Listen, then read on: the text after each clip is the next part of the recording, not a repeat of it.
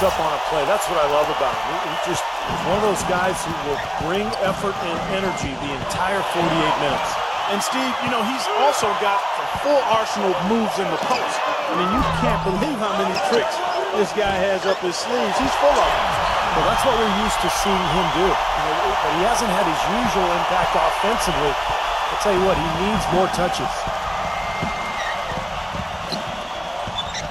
Outside Rose. Pass to Dang. Uncovered. Offensive rebound. Feeds it to Shved.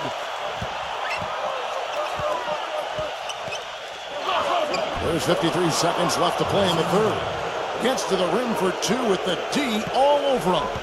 They're straying away from the three-point game here in the second half. And that's fine as long as they're on the lead and they're getting good shots. They've decided not to take nearly as many three-pointers in this half. Smooth. Boy, it's been a tough go in terms of fouls for him. I mean, my goodness, he can't stay out of the way of fouls. Some fantastic numbers here for Smooth.